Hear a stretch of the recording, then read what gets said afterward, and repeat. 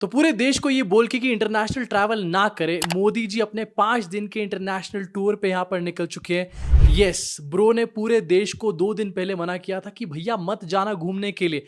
अब मोदी जी गए तो हैं इंटरनेशनल ट्रैवल पे एंड कोशिश वहां पर काफी सारी हो रही है डंका बजाने की, लेकिन इसके बीच में भी लंका लग रही है। मतलब इतने हाई स्टेक्स के बाद भी लंका लग रही है। कैसा इवेंट मैनेजर है हमारा। अभी जो डंका है ये स्पेसिफिकली नीदरलैंड्स में यहाँ पर बजा है एंड नीदरलैंड्स के प्रधानमंत्री ने ही कुछ ऐसा कह दिया है जिससे कि सारे इवेंट की पनौती लग चुकी है। लेकिन जरा शुरुआत से शुरू यहाँ पर करना चाहता हूँ। सबसे पहले 5 दिन के इस दौरे पर मोदी जी पहुंचते हैं यूएई एंड वहां पर पहुंचते ही आपको दिखाना चाहता हूँ इस वीडियो में। पहुंचते ही सबसे पहले तो यहाँ पर ग्रेट हैरेसमेंट शुरू हो चुका है एंड इसके बाद इस वीडियो को देखते ही सबसे पहली चीज मेरे दिमाग में ये कि यार इन लोगों का पूरा वेस्ट बंगाल का कैंपेन मुस्लिम्स के अगेंस्ट हेट के ऊपर बेस्ड था एंड यहाँ पर जाके यूएई में झप्पीबाजी यहाँ पर करे जा रही है। हिंदू मुस्लिम भाई भाई यहाँ पर दिखाया जा रहा है। हिंदू मुस्लिम अगर भाई भाई हैं तो वेस्ट बंगाल में क्यों नहीं है। इसी के तुरंत बाद मोदी जी नीदरलैंड्स पहुंचते हैं। नीदरलैंड्स पहुंचने के बाद मोदी जी इंडियन डायस्पोरा को एड्रेस करते हैं एंड ये कहते हैं कि मैसिव पॉवर्टी का रिटर्न यहाँ पर होने वाला है। डेकेड ऑफ डिजास्टर यहाँ पर होने वाला है। पहले कोविड आया, फिर वॉर शुरू हो गई, उसके बाद फ्यूल क्राइसिस आ गई। मोदी जी आपके लिए ये डेकेड ऑफ डिजास्टर हो सकता है,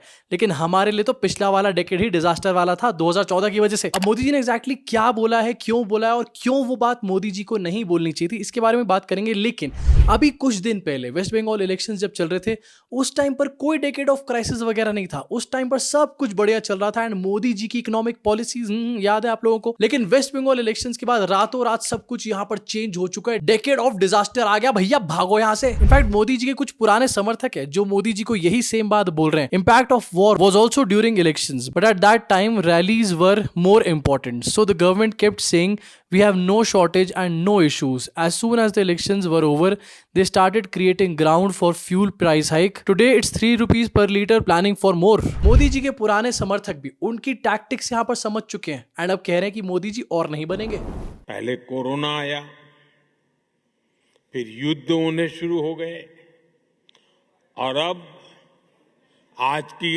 एनर्जी क्राइसिस है। मोदी जी उससे पहले 2014 वाला तो आप भूल ही गए, जो असली क्राइसिस शुरू हुई थी। ये दशक दुनिया के लिए आपदाओं का दशक बन रहा है। अब देखो डेफिनेटली कुछ ना कुछ तो यहाँ पर हो रहा है। पहले पीएम मोदी कह रहे थे कि सोना मत खरीदो, फॉरेन ट्रैवल मत करो, फ्यूल बचाओ, कारपूल करो, वर्क फ्रॉम होम करो। अब मोदी जी कह रहे हैं कि ये डेकेड ऑफ डिजास्टर हो चुका है इस टाइम पर। कोई तो पर्दे के पीछे ऐसी बात है जो डेफिनेटली प्राइम मिनिस्टर मोदी को पता है। इनफैक्ट इनके खास लोगों को और मिनिस्टर्स को भी यहाँ पर पता है, जो कि जनता को ये लोग नहीं बताना चाह रहे, या फिर कोई ऐसा कांड ये लोग कर चुके हैं जिसके ऊपर से लोग ध्यान हटाना चाह रहे हैं। बट समझने वाली बात यहाँ पर है कि थोड़े दिन पहले मोदी जी ने जो वार्निंग्स दी थी वो इंडिया में रहकर इंडियंस को दी थी, लेकिन अब जो मोदी जी वार्निंग्स दे रहे हैं, डेकेड ऑफ डिजास्टर की बात कर रहे हैं, ये नीदरलैंड्स जाकर के क्यों कर रहे हैं भाई। ये बातें तो मोदी जी को इंडिया में इंडियंस को बोलनी चाहिए।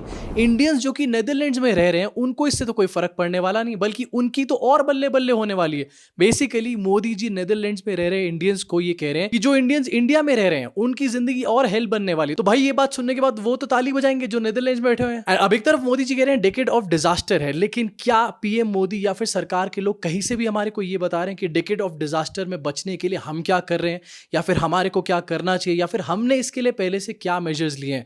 देखो पहले कोविड आया, उसके बाद वॉर शुरू हुई, उसके बाद फ्यूल क्राइसिस यहां पर दिखाया जा रहा है, लेकिन इसका मतलब ये नहीं होता कि सरकार ने कोई भी गलती नहीं करी एंड सरकार सब कुछ अच्छा कर रही थी। बस इन सब चीजों की वजह से सारी इकोनॉमिक ग्रोथ जो है वो डाउन हो गई। बीजेपी के अपने सपोर्टर्स इस बात से एग्री करते हैं कि इकोनॉमिक फ्रंट पर पीएम मोदी पूरी तरीके से नील बटा सन्नाटा है। मोदी सरकार कुछ भी नहीं कर रही है पिछले कुछ सालों में हमारी इकोनॉमी को आगे बूस्ट करने के लिए। इनफैक्ट अब तो हम लोग 4th लार्जेस्ट इकोनॉमी से 6th लार्जेस्ट इकोनॉमी पर भी यहाँ पहुंच चुके हैं, लेकिन इसके बावजूद भी कोई स्टेप यहां पर नहीं लिया जा रहा। रुपए की वैल्यू गिरती चली जा रही है, क्रूड ऑयल यहां पर बढ़ रहा है, फ्यूल की अनसर्टेनिटी ऑलरेडी हमारे यहां पर शुरू हो चुकी है। और जिस टाइम पर पूरा वर्ल्ड एआई के बारे में बात कर रहा है, हम लोग यहां पर गलगोटिया के एआई के ऊपर डिपेंडेंट है। कहां पर है हम लोग इन सारी चीजों में। इनफैक्ट आपको दिखाना चाहता हूं, घूमने तो गए हैं एंड वहां पर पूरे डंके वंके बजाने की कोशिश भी करी जा रही है। इनफैक्ट ये वीडियोस आपको दिखाना चाहता हूं मोदी जी के वेलकम की, जिनको देखकर साफ पता चल रहा है कि मोदी जी अकेले नहीं गए, डेफिनेटली अपने साथ काफी सारे परफॉर्मर्स को भी लेके गए।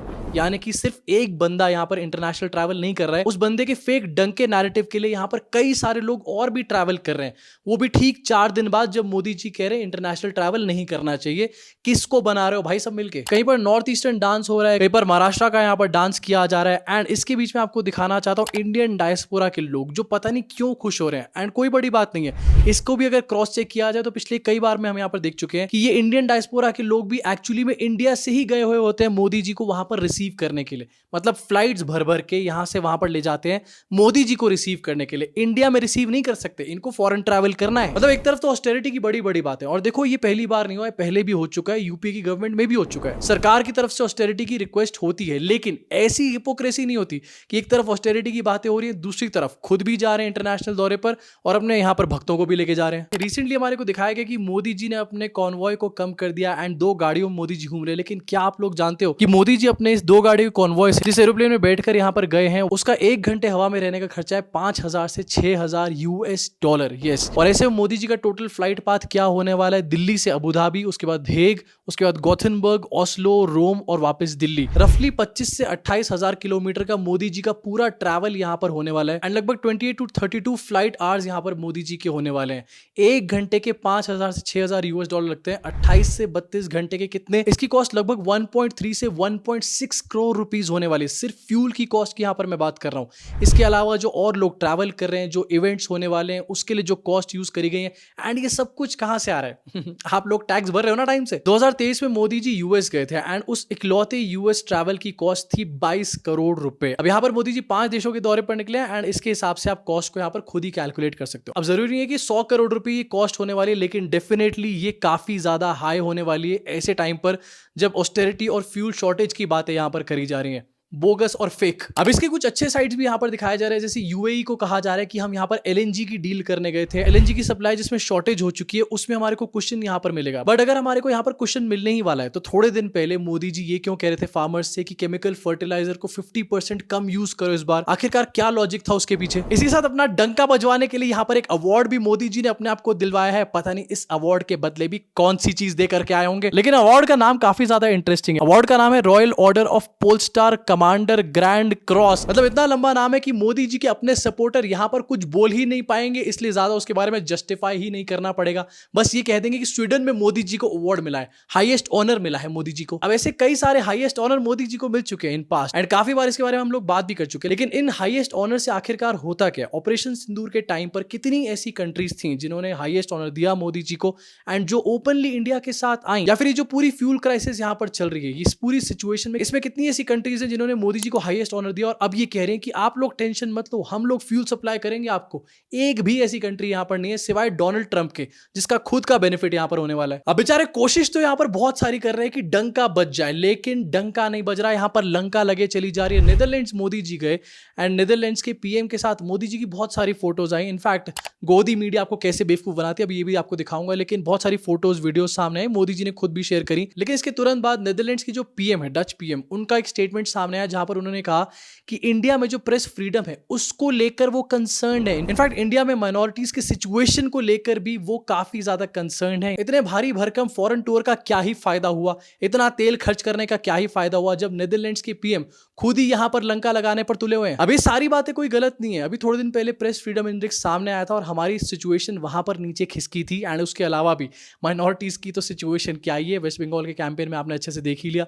एंड इस चीज पे अगर कोई कंसर्न शो कर रहा है तो कोई गलत बात नहीं है, लेकिन इसके बाद हमारा भी रिएक्शन सामने आ गया। इंडिया ने इसको लेकर के ये कहा है कि वहां के पीएम को लैक ऑफ नॉलेज है इंडिया के बारे में। India is a vibrant democracy. अभी इलेक्शन में ये पता चला है हमारे को, ऑफ कोर्स वाइब्रेंट डेमोक्रेसी है। जो इलेक्शन में ऑफिसर्स तैनात थे ना, उनको वेस्ट बंगाल में लॉलीपॉप बांट दी गई इस टाइम पर। Vibrant democracy. इनफैक्ट गोदी मीडिया इन सब चीजों को लेकर कैसे आपको बेवकूफ बनाते हैं दिखाना चाहता हूं। गोदी मीडिया यहां पर चला रहा है PM Modi's viral sunglass look and ये वीडियो यहां पर शेयर करी जा रही है। अब इस सनग्लास वाली वीडियो के बारे में कोई बात नहीं कर रहा, लेकिन वायरल सनग्लास लुक हो चुकी है मोदी जी की, जिससे कि आपका ध्यान नेदरलैंड के पीएम के स्टेटमेंट में ना चला जाए, तो आपको जरा वायरल सनग्लास लुक दिखा देते हैं। राइट, एक और महारथी मीडिया वाले दिखाना चाहता हूं आपको। इन्होंने एक इंटरव्यू करके डाला है एंड साथ में लिखा हुआ है on PM Modi's visit to Sweden, a Sweden citizen says I am very happy to have prime minister Modi here in Sweden. और ऐसा दिखाया कि भैया स्वीडन के लोग तो मोदी के आने से गदगद हुए चले जा रहे हैं कि स्वीडन में ही मोदी जी पीएम क्यों नहीं बन जाते। लेकिन जरा से इनको एक्सपोज कर देते हैं यहाँ पर इन मैडम को, जिनको ये स्वीडन की सिटीजन बता रहे हैं। इनका नाम है Sofia, trade commissioner of Sweden to India and head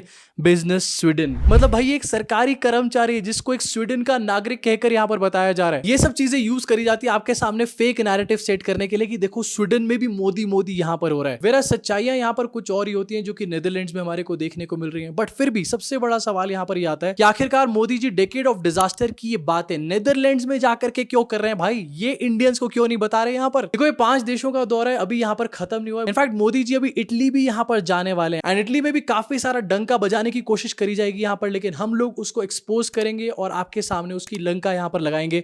आपको करना सिर्फ ये कि सब्सक्राइब करके बेल आइकन दबाना है। अब इन 3 देशों के दौरे पर और मोदी जी ने जो बातें बोली है महान जाके, इसके बारे में आपका क्या सोचना है नीचे कमेंट सेक्शन में अपनी भड़ास को जरूर निकालना। मैं आपसे मिलूंगा इस चैनल के अगले वीडियो में।